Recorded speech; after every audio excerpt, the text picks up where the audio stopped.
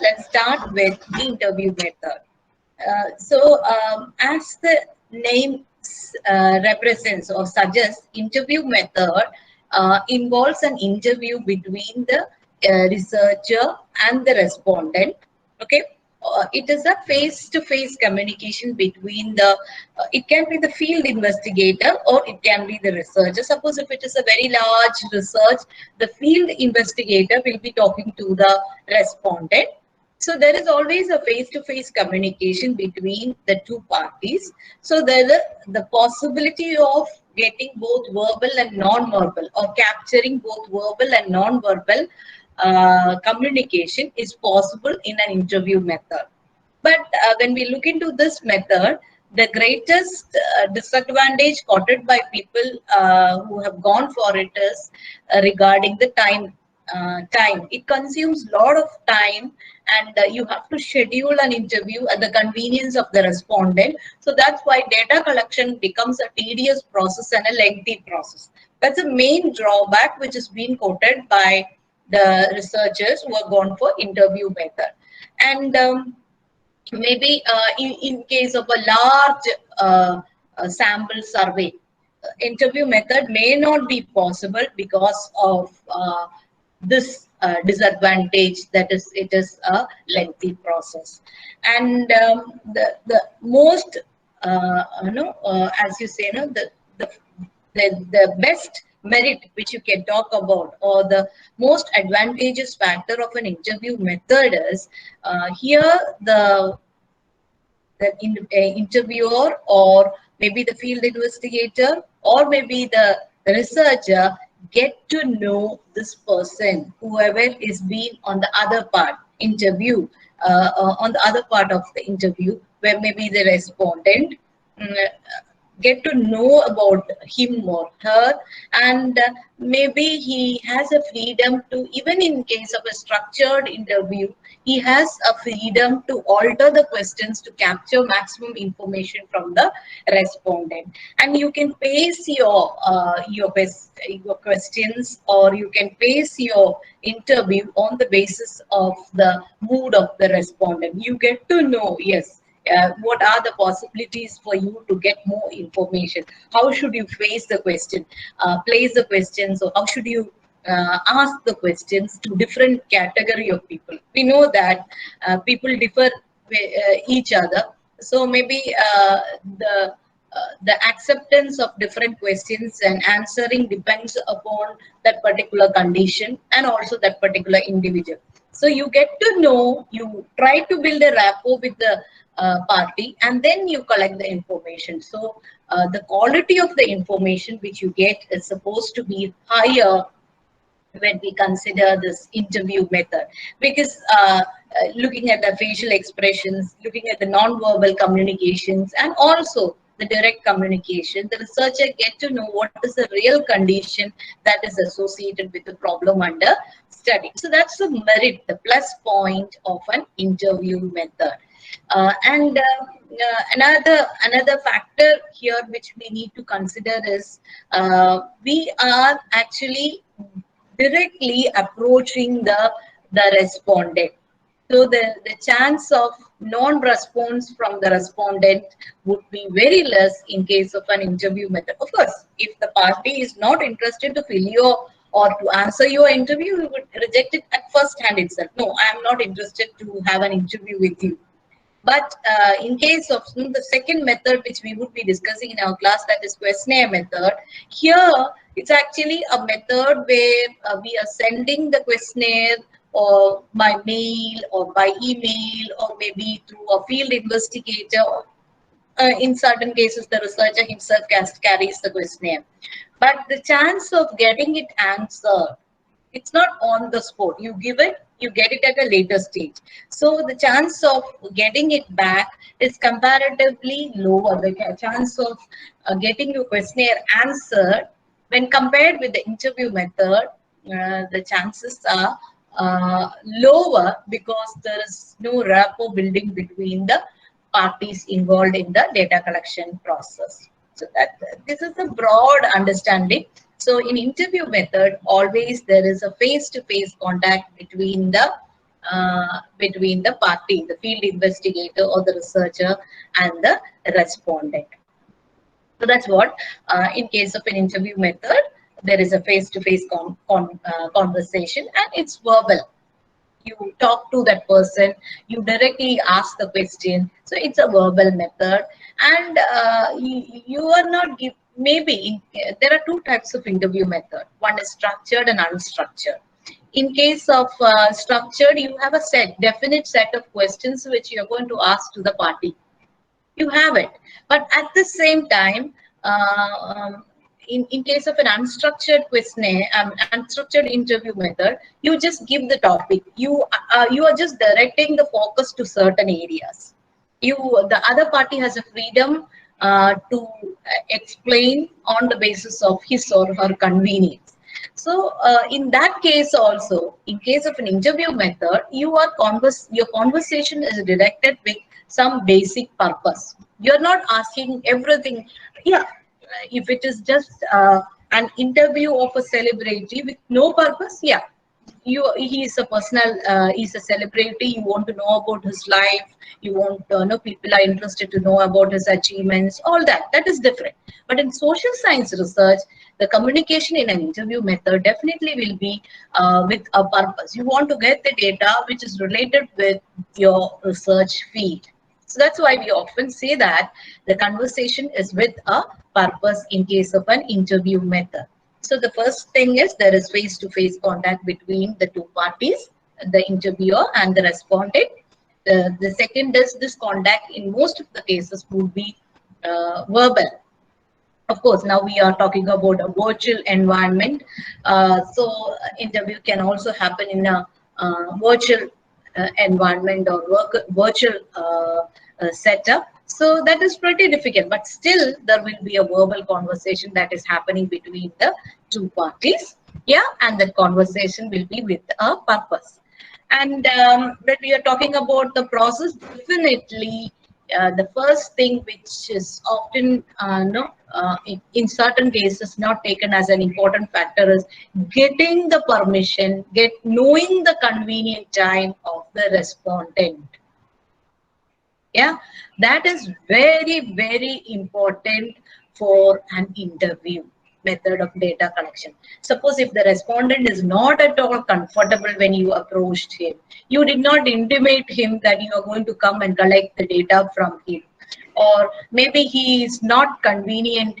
No, he gave you a date, but when you went for collecting that often happens. I have so many experience like that. When you went for taking the interview, maybe he or she is having a lot of no urgent matter to be attended. So if we pressurize that person to take our interview, maybe the kind of response we get may not be good for our research. So that is why we have to look for the convenient time of the party, of the respondent, and then fix an appointment and then start for the interview. That's the first and foremost thing which we have to remember when we go with an interview method. It is not our convenience, it is the convenience of the respondent which we have to give utmost importance. Right? Now, the next thing is, suppose I sit and then search for the questions, or maybe I have a set of questions, but I do not understand the meaning of it. I'm just trying to get something out of the respondent by simply asking some meaningless question.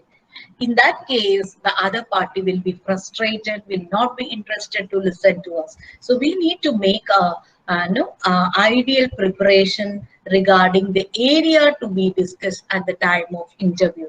That is a mandatory norm that is to be kept by an interviewer. The preparation should be perfect, and definitely before starting up the interview, we have to imagine it like that. We are approaching this person, and he is doing us some kind of favor by accepting our proposal to be interviewed, right? And he is spending his time for us, so we have to value that. So our preparation part should be perfect. And then we have to give a brief introduction about ourselves. And we have to say that why do we go with this project, or what are our intentions regarding this research, all that. Because that is actually a rapport building. The other person should feel comfortable, and we also should know the pace. Sometimes if our communication is not in the pace of the respondent, we have to adjust ourselves, or maybe it can happen in the reverse order also. So we have to build a rapport between the other party to allow the flow of communication. And then we can go with data collection. Normally, when it is a social science research, we can collect data in two methods. We go for recording if it is permitted by the other party. We should ask permission of the other party, like, no, can we record it? Can we record our discussion? And if the other party gives permission, yes, of course, we can go forward. Otherwise, we have to keep recording. We have to keep writing whatever information being given by no, the respondent. And these two, depending on the circumstances, but I would say recording is much better than taking notes, because that can give us complete picture. Later also we can play back and capture information and then bring that to our record. But the most important thing is we have to get the permission of the respondent before recording it. Because many that's what the ethics in research is all about. Many people, what they do is they keep it no, recording mode, but never inform the party. At times, after your interview, when you're moving out, if the other party finds out that you have been recording the conversation, that is not going to affect you alone as a researcher, but that will remain as a bad mark for the entire social research community. Because that person, next time when he is giving a permission, he will think twice, should I give? Because that was the kind of experience which I had during the last time which I gave when I gave permission to somebody. So these are some basic ethics which we have to follow when we go for collecting data. Definitely, it's not our convenience. I often tell my students, it is not your convenience. You have to wait for the approval of the other party. You have to wait for the convenient time of the other party. Maybe you will have to travel 10, 20 times, but it is for our purpose. We have to do it. So that's actually the concept of interview. Now, you close the interview with no, with a thank you note, and at that time, sometimes some of them may ask for a summary of what you bring out as your research. In that case, remember to send to those parties once you complete with your research, because that again is another ethical consideration which we have to do as researchers. And in certain cases, some people say, no, that's okay, fine with us. In that case, we should not bother them with sending the data further or irritate them with any more conversations. So it depends on what they want, really. Some of, at times when I did with my research in transnational education, some of the directors of different schools asked me to send the information, and they gave me their card. So we should take our time enough to send a brief summary of what was our study all about after that. We should remember that, because maybe they will forget after that, or some of them might remember also. But they have said that they have given us a favor by spending the time with us. So we should be patient enough to also send the report or summary of what were our findings for those who have asked for it. That is also part of ethics. So these are some of the, and I will talk from my experience. Many of these interviews, these interviewers were not giving me time for the first time. Again, when I had a requirement, or when we conduct research or for some other purpose, the first rapport which we had with them, the first kind of experience they had with us, will allow them to give us more time in future, or to allow us some kind of maybe as a placement opportunity for our student, or maybe as a resource person for our program. Likewise, some kind of collab that may lead to some kind of other collaborations in future. That is why it's not a one time where you find this person, you take the benefit and then you throw it off. It's not like that. So that is actually the plus point of interview method when we are talking about a social science research. We get the first hand information, we can capture the verbal as well as the non-verbal communication that is happening during the interview, and we have the freedom to place our question in a manner that is convenient for the other party. Sometimes we ask a question with many things in our mind, but it is not always mandatory that the other person should understand in that way, right? So that is why the interview method gives us that freedom, even though it is time consuming. So if your study is related with some model or building up some policy document, definitely interview method will fall part of it, at least partially. So that is there are certain things, certain factors that are considered to be the meritorious features, that are considered to be the advantageous features of interview method, which I said, no, the ability to capture verbal, non-verbal, the ability to be flexible enough to get as much information as possible within the stipulated time. And during our conversation, sometimes we get more information than what we were thinking of. We will get new directions to our, because those people whom we are going to interview, maybe in most of the cases they would be practitioners, so they would be talking from their experience, which is a valuable addition to every kind of social research. So these are the merits of an interview method. Now when we look into type of interview, of course, mostly I would say that in social science research, we should go with a structured interview, because people can talk about anything. They are experienced people, and if they like talking to different people, they would be talking. But at the end, when we turn back, we may not get enough data for a research. So there are structured and unstructured. In case of structured, it's well planned, questions are prepared, it is all written up, and you are asking questions based on the prepared questions. That's structured questions. And in case of unstructured, you just have a focus point, and you are throwing that, or maybe you are placing that in front of the respondent, and you give the freedom for the respondent to answer to that, right? So structured and unstructured.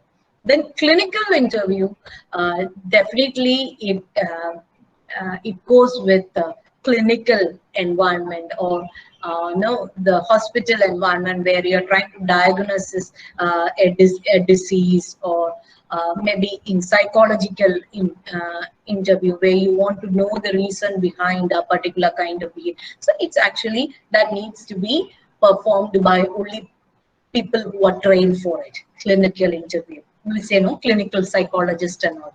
So those people, they train for it.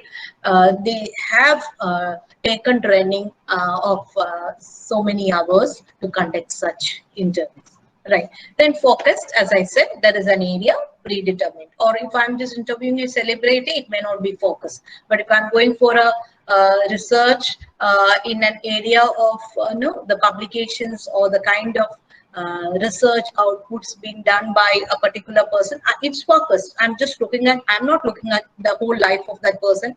I'm only looking at the research publications of that person. So that's focused. And then diagnostic, it's just you are trying to arrive at a solution to a problem, any social problem. Say suppose I want to find out know how to reduce the stress among the people due to this lockdown environment. So I want to find a solution to the stress, maybe to it's been often said that the lockdown has brought in a lot of stress among people from different communities. So I want to look up and find a solution to that. So that is, you're addressing a social problem which has evolved recently. So it is diagnostic. You make analysis, you come to a conclusion. Group, of course, as you say, it's group interview. You conduct an interview for a whole group of people, and you collect all the information from them from different angles. Personal, it is one-to-one. Normally, it is an individual being interviewed.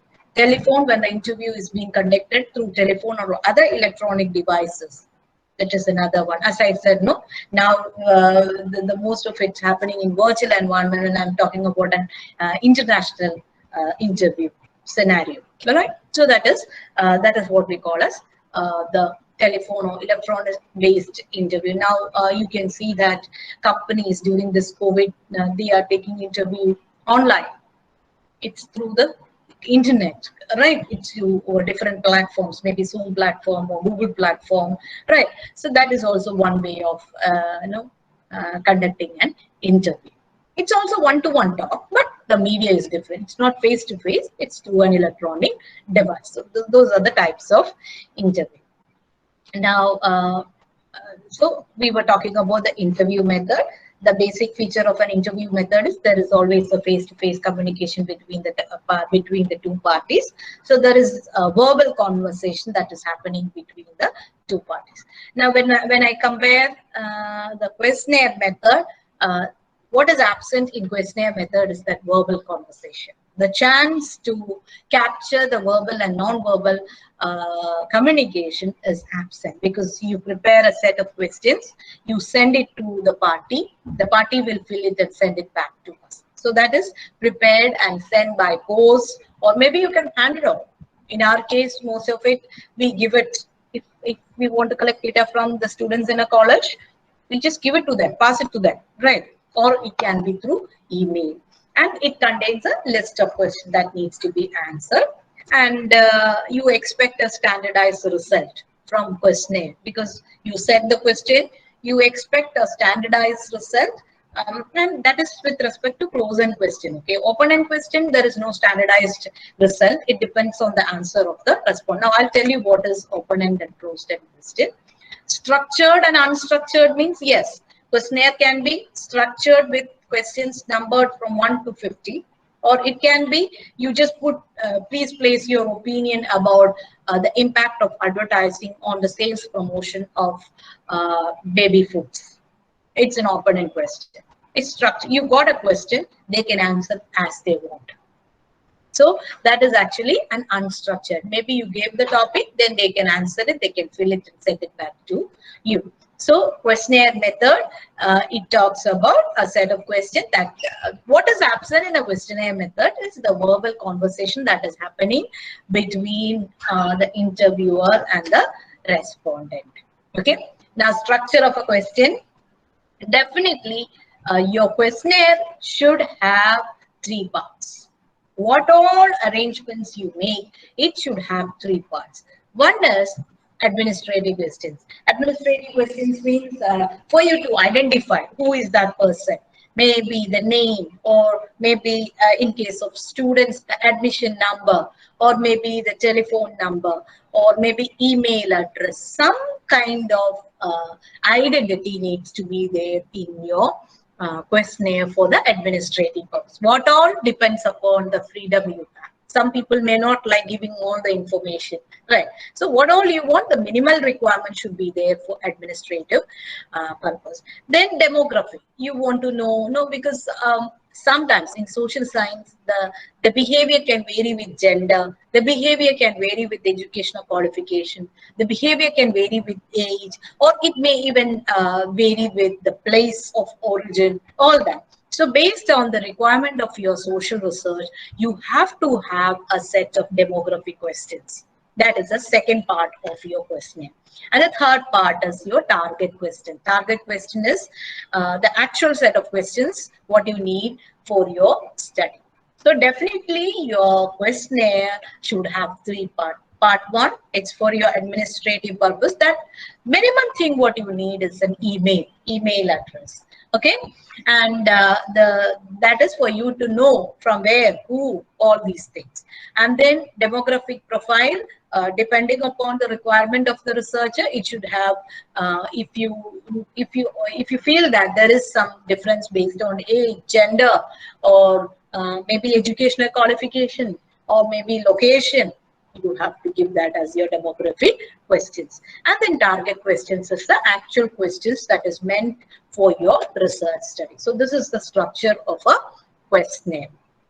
Type of question, as I said, close-end means you have only a choice. You cannot give a description to that. You are given with maybe an answer of yes or no, or you are given with a choice, and from that you have to answer. You do not have a freedom more than that. Beyond that, you cannot give an explanation like that. So close-ended are often given with the answer or with a choice. Open-ended, no, you can write it. Those are the two types, open-ended and close-ended. In fact, for analysis, close-ended questions are statistical analysis. Close-ended questions are appealing. It is easy to handle. Open-ended questions, you have to arrive at some kind of qualitative methodology to go with the analysis process. But if you want to give, okay, you give some suggestions regarding improving the waste management system in the community. That's an open-ended question. They will give lot of suggestions regarding that, which could be read and understood, and the important one can be taken up by the researcher at the time when he or she is going with the preparation of suggestions or implications of the research study. So open-ended questions are also, one or two open-ended questions are important, but it depends upon the need of the research. Then multiple choice questions, you have choice to select from.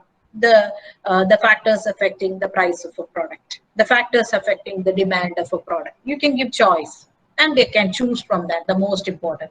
Or you can give rank in the order of your preference, likewise. Then scale questions, of course, you are using some kind of scale, Likert scale, or like agree, disagree, completely, like 7-point scale or 5-point scale, or in certain cases, some researchers go with 10-point scale. But that might be a little confusing, but they go with that also. So scale questions.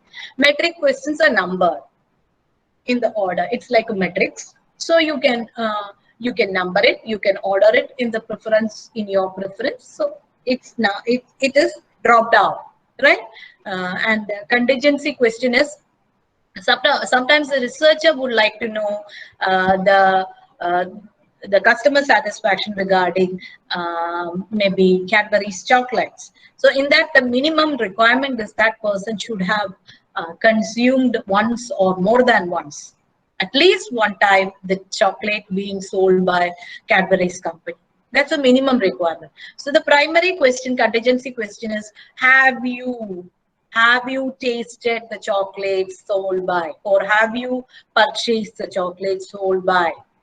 That is a contingency question. If the answer is no, then there is no point in answering the rest of the questions, because this person has not tasted the chocolate. So there is no point in answering the rest of question that is connected with whether the chocolate was good, how do you compare with the other, likewise, no?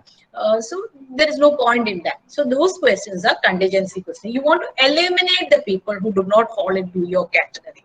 Such type of questions will be called as contingency question. So we have close-ended, open-ended questions, multiple choice where the respondent is given a choice, scale questions where you are given the different degree of your choice, yeah, metrics questions where you're asked to rank it, contingency questions are for you to eliminate the people who do not go with your requirement.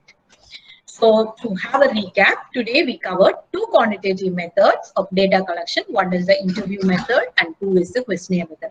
And I would like to say that these two are the prominent methods that are used in social science research for collecting the data.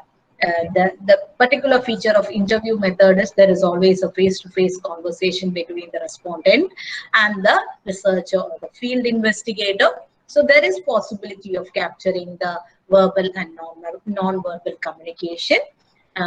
Whereas in case of questionnaire method, a questionnaire is prepared and sent to the respondent. He is given with enough time, think on it, and then to answer it and send it back to the researcher.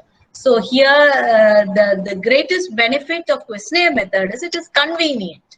You need not wait for the convenience of the respondent, but you are at the same time giving him freedom to answer it at their convenience. You're sending it and then you're following it following it up for him to send it back to you after filling. So questionnaire method, and it is more cheaper. When you look from the interview method, questionnaire method is more cheaper and less time consuming. But the plus point, I always talk with interview method, if you have a small size sample, or if you are looking at a model which is requiring the acceptance of the academic community, then in that case you can go with a mixed method like questionnaire as well as interview method. See, as I did know, I'll share my experience for my research. What I did is I took no interview from the expertise group, from the expert group who were involved in policy making, and I collected data from the heads who are involved in managing international activities in their institution. So expert group were there. They were present from the beginning by looking at the questionnaire, the appropriateness of the questionnaire, as well as giving me enough direction for the for channelizing the activities to be included in this research. And the questionnaire were given to people who were actually practicing it, who were actually doing it in their respective institutions. So it was a mix. So I get a complete data about the entire scenario which was about to be studied. So likewise, you can have a combination depending upon the research you take, right? So here we stop. In our tomorrow's class, we will be going with the scheduled method. And there is not much difference when you look from a peripheral way between an interview, questionnaire, and a schedule. But definitely there is one prominent difference which distinguishes it from the questionnaire method. Okay, right.